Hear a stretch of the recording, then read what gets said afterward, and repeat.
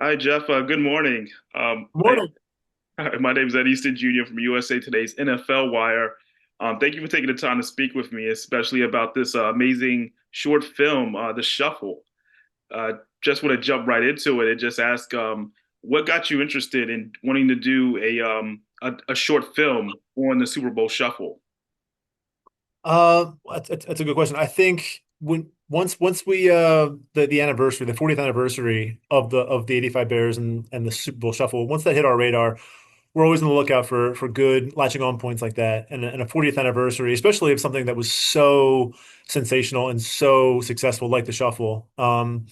It was certainly on our radar from the get-go. And then with this new series of short documentaries that we're producing in partnership with HBO, it just seemed ripe for that format.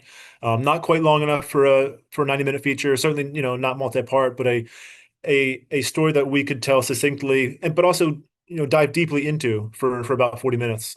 Just really hyper focused on that unique point in time, that 12-week span from conception to the Super Bowl. Really interested us, and I think it worked out. Oh, no, definitely. And, I'm always curious, like, how was the process of just going through the footage? Because it's from 40 years ago. You're going through footage and you're speaking with different people involved, whether it's former players or everyone involved or everyone around the event. How was that process? It was great. I mean, that's one of the advantages of working for NFL Films is we have great relationships with former players, with all the former players.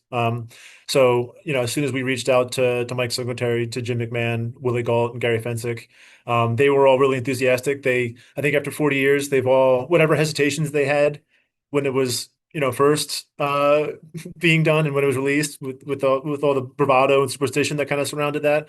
I think they've come to recognize what it's become and how much people enjoy it and how fondly it's looked back on. So I think they were all really eager and really great to talk to and kind of reminisce with about the shuffle. Right. And then you look at just that team itself, the 1980s Bears, and just the popularity that they had. Is there a team just in your memory, whether it's past or even current, that you could say can match that type of energy that they brought to the city and just the excitement around their success? I don't know that there is one. I think that team with that unique cast of characters and it was from the top down. It was their head coach, Coach Ditka was a character in himself. And I think that whole team was just unabashedly themselves, not afraid to be themselves. And I think it was also the first time or one of the first times in NFL history that the team itself was a celebrity. I think before the 85 Bears, I think you had some singular, certainly NFL celebrities. You had your Joe Namath and there were certainly some stars, mostly at the quarterback position, the star positions. But for the first time, the whole team was doing commercials. The whole team was doing promotions. The rookie defensive tackle, Fridge Mania was sweeping, the sport in the country. So I think in terms of just the celebrity of that team and the time in which they occupied, I don't think that's ever going to be matched.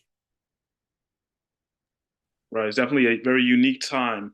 And just obviously your amazing work that you've done throughout your career with NFL films. And of course, you got to bring up Hard Knocks. I'm just always curious in regards to when you guys go through the process of filming, is it ever like, is it challenging trying to narrow down certain scenes or certain moments every week? Because it seems like there's so much going on, whether it's a training camp or an in-season project. Well, 100%. I mean, the stat we always fall back on is, we shoot about for training camp anyway. It's like 400 hours of footage. We have to get that down to one. And then you get to Hard Knocks in season. Now we're shooting four teams at once, and we somehow have to get this down into a 45 minute show. So there's certainly some challenges, and invariably that first cut's always probably 70, 80 minutes, and it's like this is all good. Let's get this down into a tight show. Definitely. And then, I also got to just bring up the work that you've done with the quarterback and receiver for Netflix.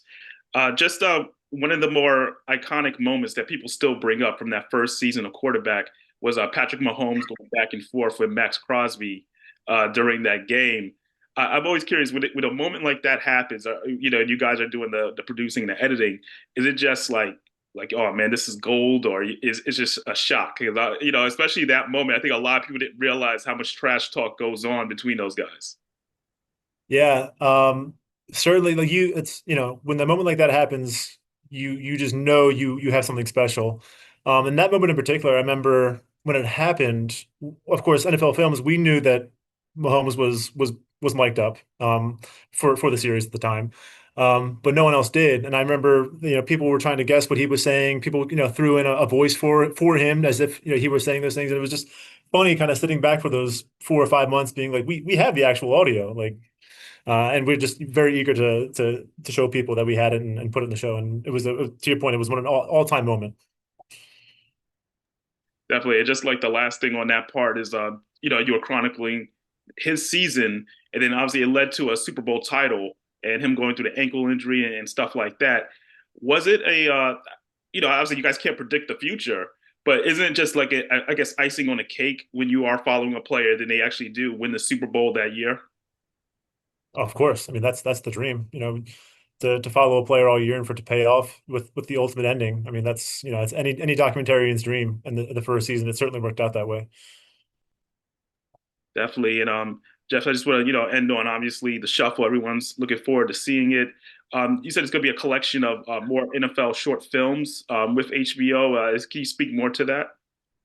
Sure. So yeah, so this is the first in a new series that NFL Films is partnering with HBO on. It's a series of short documentaries, NFL centric short documentaries. And I think the next few over the next couple of years should, I think we'll do the same thing, kind of just like find a unique story, a unique moment in time to really focus on and explore these little, not quite forgotten, but moments and people and places who haven't quite gotten their due, that are short enough and digestible enough to be told in a short documentary format. Definitely. And everyone's looking forward to watching the shuffle. Jeff, thank you so much for your time, man. I really appreciate it. Thank you.